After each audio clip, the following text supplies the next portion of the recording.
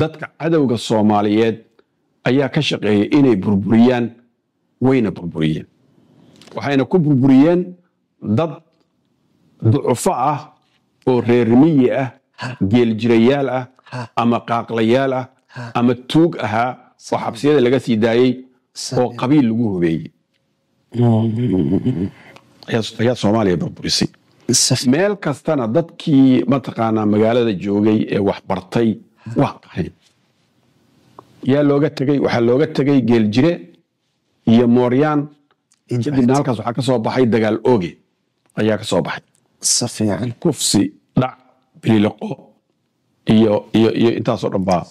dadka marka maxay ahaayeen dad xoog lagu hayay ahaayeen dabcan the systemka markii waa qaybteeni labaad barnaamijka waxaa halkan marti noogu ah injineer Idriis oo ka mid ahaa saraakiishii hore ee Soomaaliya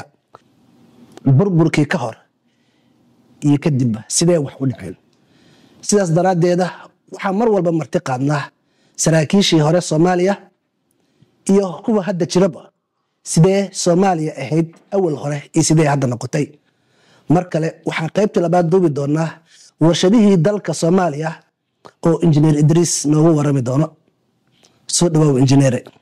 دعاء ما أصلت بسم الله الحمد لله رب العالمين وبه نستعين على أمر الدنيا والدين صلى الله عليه وآله وصحبه وسلم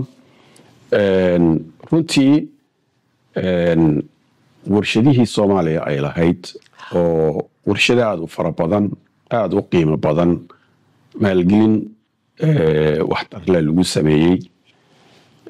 warshadahaas warshada hadda aan soo koobi karno ma ahan maalintii hore intaan sheegay haddaan in kala ku daro oo warshadaha waaweyn baan ka hadlaynaa safiican waxaa jiray warshada xamar ku taalay oo ayadana la yiraahdo warshada daawada oo soo saaraysay daawooyinka noocyadooda kala duwan inta badanna baahida dalka dabooleysay ayaa jirtay waxaa kaloo jirtay warshadii Balcad warshado badan baa ku yaalay isnaay biyaaso warshada Balcad waxay samayn jirtay waxyaabo aad u fara badan oo ama kaba ha ahaadaan barafuun ha ahaadaan xataa khamriga ayay samayn jirtay warshad khamri samaysay ahayd maadaama wadanka dalxiisayaal uu lahaa warshad khamri baa xataa ku taalay warshadaas maaragtay khamriga soo saari jirtay intaasoo nooc oo kala gedisan oo khamri ah ayay soo saari jirtay warshadaas oo jawhar ku taal waxay ku taalay Balcad ku taalay marka tusaale ahaan oo kaleeto maaragtay qalabka ciidamada inta ay u baahan yihiin oo dhan warshadahaas ayaa samayn jiray wadanka wuxuu lahaa wasaarado wax soo saar leh wakaalado aad wax soo saar u leh sida wakaalada beeraha maaragtay wakaalada biyaha wakaalada macdanta iyo biyaha la dhihi jiray by the way wakaalada kalluumaysiga wakaalada muuska anaa wakaalado waxaa jiray oo ganacsi ah oo adduunka waxna u iibgeeyo waxna ka keeno oo fara badan baa jiray marka wadanku dhammaan wasaaradihiisa iyo wakaaladihiisa waxay iska lahaayeen guryo bay lahaayeen guryay lahaayeen oo shaqaaluhu guryay lahaayeen mataqaanaa dee lama soo koobi karo macnaha waxaa jiray wadanku wuxuu lahaa kumaan baabuur ah oo kala duwan ayay dowladdu lahayd ama ciidan military ahaado ama wasaaradaha lahaadaan ama dee mataqaanaa wakaaladaha lahaadaan ama wasaaradaha lahaadaan macnaha dee wadan buuxuu ahaa injineer warshadaha yaa maalgelin jiray marka warshadaha dowladda Soomaaliya maalgelin jirtay dowlad baa jirtay مثلا لو كانت ودنك الصومالية horta waan ka xumahay dowladdii Soomaaliya in lagu burburiyay qaab qabyaaladaysan ay u burburtay wixii wadanka yaalayna la burburiyay oo la bilqaystay runtii aad baan ooga xumo tusaalahaan oo kaleete 97 ayaan xamar tegey anoo dee iyadoo xamar magaalo caasimad ah ka tegey macnaha la cibratan bay ahayd markaan airboortka Beledoogle aad u burbursanaa markaan ka degay ayaa waxaan arkay tusaalaan ka hadlaya baafka la yidhaahdo dharka lagu dhaqo baafkaas waxaa laga sameeyey diyaaradihii dagaalka baalashoodii ayaa baalkii laga sameeyey marka airboortka Beledoogle ee baafku dhaqay gabadha xaafadda u dhow meesha oo mataqaanaa ayaa baaf bay ku dhaqaysaa dhar baafka diyaaradii baalkeedii waay halkaasaa la gaaray macnaha diyaarad marka adoo saraakiishii hore Soomaaliya ka mid ahay waxaasoo kale marka aragtid marka waa diyaaradda by the way diyaaradda waxay ku socotaa xawaare aad ay ku socotaa marka waxa ay ka samaysan tahay diyaaraddu waa material aad qaali u ah waay maxaa yeelay wuxuu hadday hawada xoog u dhex maraan sida xabadda dadku waxay yaqaanaa xabadda iftada la yidhaahdo midda iftiinta waxay iftiimayso wax kale ma ahan materialka ay ka samaysan tahay baa material aan quality lahayn marka hawada ayuu ku dhex gubanayaa isliska hawada ayuu ku gubanaya sidii madagtii oo kale ayuu ku gubanayaa marka diyaaradda waxay ka samaysan tahay qalab maadaamay xoog u socoto hawo xooga ku socoto diyaaradda inay kululaato looguma talagelin marka qalab saas tayo u leh oo diyaaradda laga sameeyey macdanta laga sameeyey diyaaraddu way ka tayo badan tahay macdanta kale ee mataqaanaa ama baabuurka lagu sameeyo magacaas way ka qiimo badanta marka in baaf laga sameeyo diyaarad malaayiin laga soo bixiyey in inta la jarjarto baaf laga sameeyo waad garanaysaa warshadiina waxaa weeye warshada fiilooyinkii ee mataqaanaa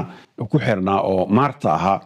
ayaa inta la jarjaro ayaa maartii la fiiqdo ayaa dibadda waxaa laga siisanayaa 5 shilin $10 wax noocaas oo kaleeta baa laga siisanaya warshad malaayiin laga soo bixiyey garanaysaa si fiican marka runtii arrintaas arrin maaragtay aad u xanuun badan bay ahayd waana arrin aad laakiin waxaan rabaa inaan dadka Soomaalida u sheego dawlad Soomaaliyeed oo karaamo leh oo cizi leh by the way 85tii 70yadii Soomaalidu waxay higsanaysay 85 meeshii lagu gaaro in isku filnaansho la gaaro Soomaaliya inay isku filnaansho gaarto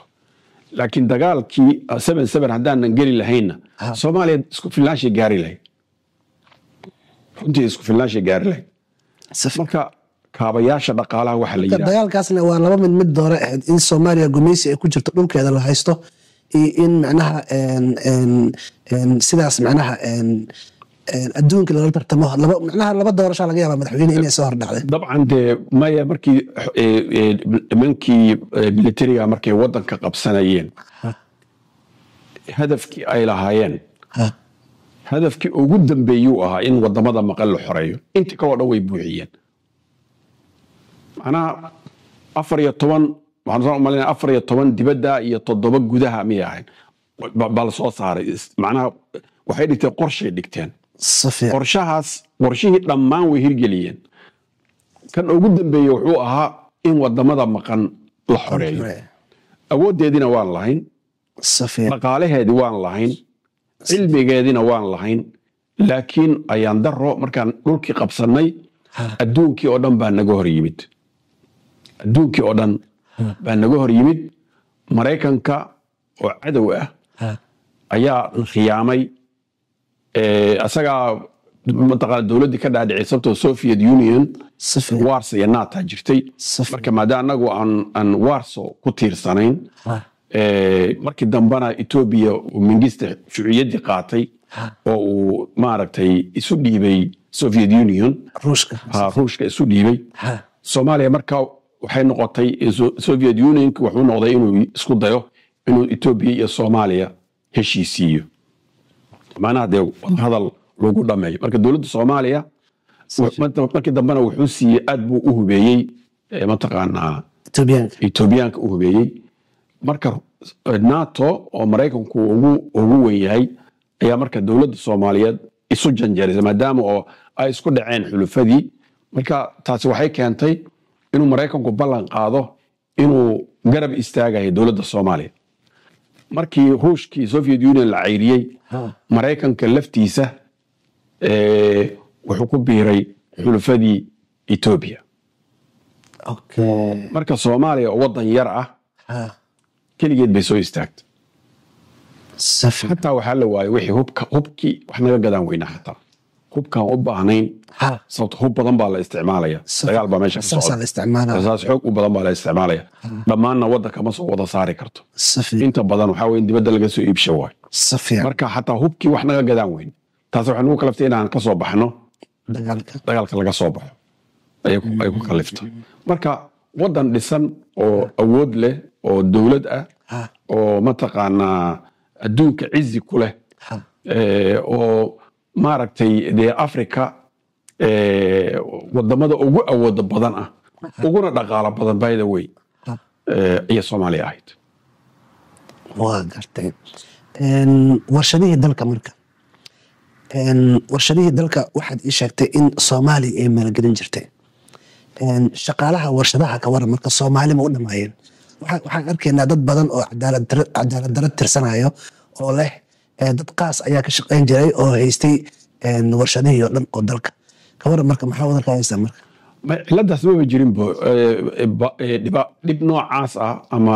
cabasho noocaas ah weligeed soomaaliya intay dhisnayd maba ka imaanbo maba ka jirinbo sideedaba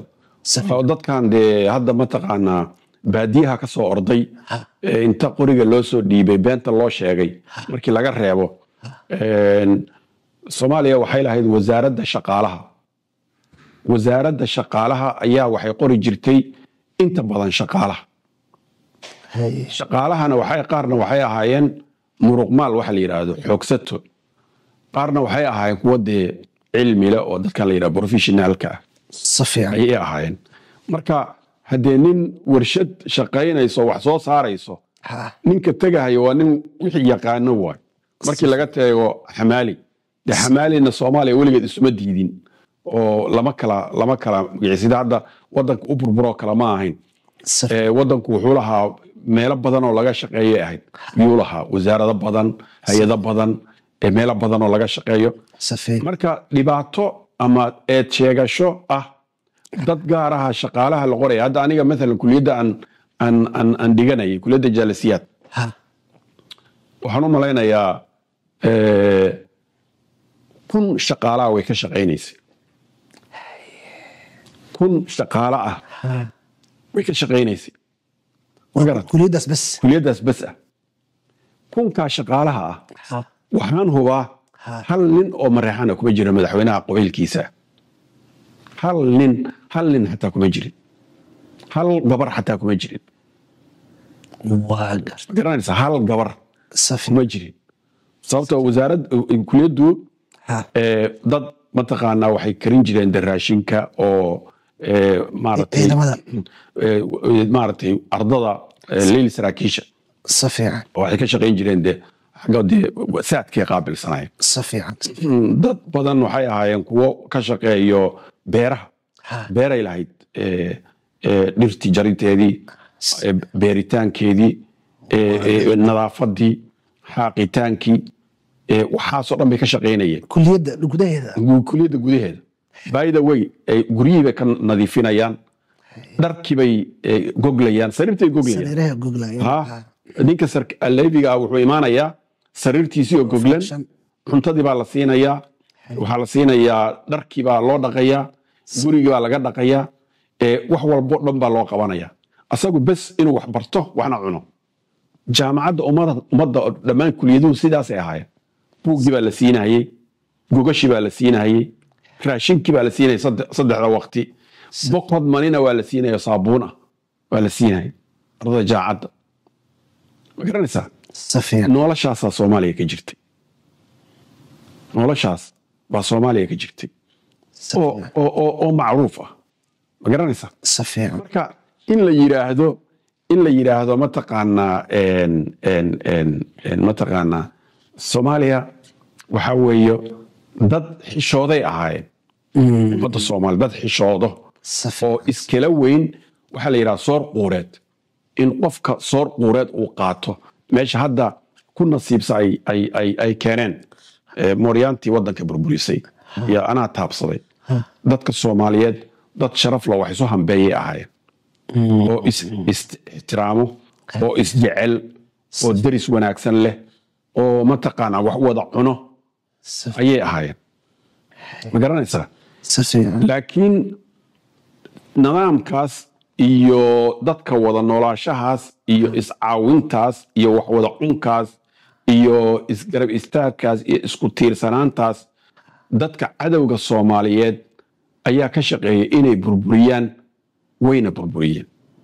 waxayna ku burburiyeen dad ducufo ah oo reer miyi ah geel jirayaal ah ama qaaqlayaal ah ama tuug ahaa oo xabsiyada laga sii daayay oo qabiil lagu hubeeyay ayaa Soomaaliya burburisay meel kastana dadkii ma taqaanaa magaalada joogay ee wax bartay wax qaxay yaa looga tagay waxa looga tagay geel jire iyo mooryaan kadibna halkaas waxaa ka soo baxay dagaal ooge ayaa ka soo baxay safiican kufsi dhac biliqo iyo intaasoo dhan baa dadka marka maxay ahaayeen dad xoog lagu hayay ahaayeen dabcan da systemka markii system horta ninka ku yiraahdo Soomaaliya xukun military baa ka jira Soomaaliya xukun military kama jirin haddii la leeyahay مثلا oo kaleeto siyaad baraso xukun waddan kuma qabsanin markii hore de ciidamada qabsaday laakiin markii kadib xisbiga la sameeyay xisbiga hanti wadaaga kacaanka Soomaaliya markii la sameeyay dawlad rajay isu bedeshay xisbiga waddanka xukumayay xisbigana wuxuu ahaa dad rayid u badnaa intiisa badan rayid cid walba ku jirtay Soomaaliya u dhantahay oo Soomaaliya u dhantahay inta kale Soomaaliya de qabaa'ilada waaweyn oo kaleeto waxay ku jireen shanta siyaasadda shanta nin oo waddanka ugu sareeyo ayay ku jireen safiican ma garanaysaa marka xukun iyo dawlad la wada leeyahay ayay ahayd dawlad dadkoo dhanna ka burburtay bay ahayd dawlad ka burburtay qabiil ama shakhsi gooni ah magaciisa gooni ah ma waxna kuma ayna haysan oo deegaanka uu ka soo jeedo Maxamed Siyaad Barre deegaanka ugu dambeeyuu ahaa waddanka markii dawladdu dhacaysay safiican deegaanka ugu dambeeyo ugu hooseeyo ugu waxtar yar oo aan wax mashaariic dawladdu ayna ka fulinin oo waddo ka samaynin oo jaamacado ka samaynin ma garanaysaa ayuu ahaa deegaanka ugu dambeeyuu ahaa ma garanaysaa safiican marka seed u dhihi kartaa dadkiisi wax macnaha ma imaan karta dii maadaama oo deegaankiisu ah deegaanka ugu liito ilaa hadeerna deegaanka ugu hooseeya waay ugu liita waay injineer aad u mahadsan tahay haddaa fursad kuu siiya marka in aad dowladda hadda jirto aad la talisid maxaad uga baaqi lahayd si loo soo nooleeyo warshadihii Soomaaliya runtii xasan sheekh oo madaxweynaha dowladda federaalka ka ah safarada uu gelayo waxay dhisi kartaa dhowr warshadood safarka keli safarada basa uu gelayo waxay dhisi lahayd dhowr dowladood dowladdii Soomaaliya wixii wafti dibadda ooga baxay madaxweyne kaliya lagama hadlay madaxweynaha laga yaabaa Maxamed Siyaad Barre 20 sano waddanka xukumayay 20 sano hal bil intuu xasan safray ma uusan safrin asagu Maxamed Siyaad Barre 20 sano waddanka xukumayay inta hal bil uu safray xasan sheekh Maxamed Siyaad Barre ma safrin 20 sano ma safrin farqiga u dhaxeeya halkaas ka garanaysaa nin waddanka iyo dalka iyo dadka u naxayo iyo nin qowlaysata oo maafiya ah oo wuxuu xeerinay la arag inay kala yihiin baa ku cadaaray in runta la sheegaa fiican xaqiiqatan safiican runta ku noolaata way safiican Maxamed Siyaad Barre lacaga qofka fiiri Maxamed Siyaad Barre gurina ma dhisan beerna ma samaysan ma garanaysaa safiican ciyaalkiisana lacag uma dhicin oo shirkado uma samaynin guryo uma dhisin ma garanaysaa safiican dadka gobolka uu ka soo jeedana waxba ma gelinin laakiin xasan sheekh wuxuu kala mid yahay deegaanka uu ka soo jeedo waxba ma gelin xasan sheekh hadda waa gartay sababta hadduu gelin lahaa waa u ducayn lahaynba oo dadka meesha joogo sababta ninkii waddanka wax geliyaa soomaalidoo dhan buu wax tara si fiican hadda tuulada uu ka yimid hadduu wax hanti mataqaanaa investment ku sameeyo soomaaliyoo dhan buu wax tara qofkaas waa gartay garanaysaa laakiin lacagta la boobahayo Nairobi lagu cunahayo ee maafiyadu ay waddanka ka adeegtay dawlad lama dhihi karo marka dawlad aan la taliyo meesha ma joogto dawlad aan la taliyo meesha ma joogto laakiin ummadii Soomaaliyeed iyo dadka damiir kale inay iska qabtaan ma ahane in la iska qabto ma ahane wax la taliyo meesha ma joogaan injineer aad u mahadsan tahay mala socotaa laakiin gacaankii dhibaatooyin badan in laga sheegtay oo ka mid tahay in culummada Soomaaliyeed hal meel inta la iskugu keenay hal maalin la laayay ayadoo marqaatiyaal ay ka yihiin ummadda Soomaaliyeed arrintaas maxaa ku micnayn kartaa horta sideedaba waxa la yiraahdo in nin sheekh ah ama qof islaam ah loo dilo fikir uu asagu aaminsan yahay ama diin asagu uu sheegay oo diin inta lagu xadgudbay uu sheego in la dilo sax ma safiican 10 wadaad baa la dilay su-aasha isweydiinta leh waxaa weeye 10kii wadaad ee kacaanka ka hor yimid in la dilo keliya miyaa dembi ah 10 wadaadada tan al-shabaab ee xataa Maraykanku laynayo in lacagta lagu qaadanayo waxay ka hor imaadeen dawladda federaalka iyo danaha reer galbeedka Itoobiyaanka ka hor imaadeen dhiigoodana waa la banaysta garanaysa safiican dad Soomaali ah culummo Soomaali ah oo fara badan ayaa Maraykanku duqeyn ku dhameeyay sababtuna waxa weeye waxay ka hor yimaadeen danihiisa marka waxaa la dhahaa evil doing camal shaydaan garanaysaa safiican qofku markuu fiiri fircoon ninka la dhihi jiray fircoon dad badan oo la joogay baa waxay lahaayeen fircoon waxa uu sheegaya waa xaq ma garanaysaa safiican kuwaani kama duwana sidaa leh sababtoo ah hadda waxaa la dhammaynayaa wadaaddo badan oo biismi diin baan rabnaa inaan wax ku xukunno leh kuwiina waxay lahaayeen wadaadadii horena waxay lahaayeen war aayaddan iyo mataqaanaa dhaxalka lagu xadgudbahayo waa aayad quraane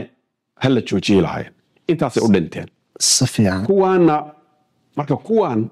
haddii kuwaan xaq in loo dilo ay loo dilo oo mataqaanaa lagu tilmaamayo mataqaanaa lagu been abuuranayo oo la leeyahay waa khawaarij mana ahan khawaarij al-shabaab khawaarij maahan waa kadaabiin waay qofka ku dhaha dadka Soomaaliyeed oo cadeynaya waa kadaab waay qofka ku yiraahdo al-shabaab waa waxaa aaminsan tahay culumadii la laayay oo siyaad bar la laayay inay la mid yihiin oo ayaga naftooda culummo yihiin waa culummo waay waa culummo waay marka kuwaana waa laynaya 10 horena waa 10 wadaad oo kacaankii dilayna waa dambi weyn oo mataqaanaa waa weyn dambi weyn uu ahaa in la dilo la iskuma hayo laakiin kan la xalaalaysanaya ka waran asaga kuwaan la xalaalaysanayo wadaadadan la xalaalaysanayo cid walba dilaysa jiri dilka mataqaanaa waxa lagu samaynayo markii midkii la qabto maxaan ku raahdaa Maraykanka dilayo Itoobiyaanka dilayo qaar baa inta dagaal oogayaasha intay kurka ka gooyaan ayay diyaarad saari jireen oo dhigi jireen markii loo geeyay maya kan ma ahan kii asaga kan in dirnay kan ma ahan mid kan ma ahan kan in dirnay waa qof kurka laga soo gooyago kaasa wuxuu leeyahay 10 wadaad baa waa la toogta saana uu sameynaya injineer aad u mahadsan tahay daawadayaal halkaan la socotiin waa Somali Scandic TV xarunteeda weyn ee magaalada Helsinki caasimadda dalka Finland waxaa la socon doontiin qaybtii 3 iyo injineer idriis oo ka mid ahaa saraakiishii hore ee Soomaaliya.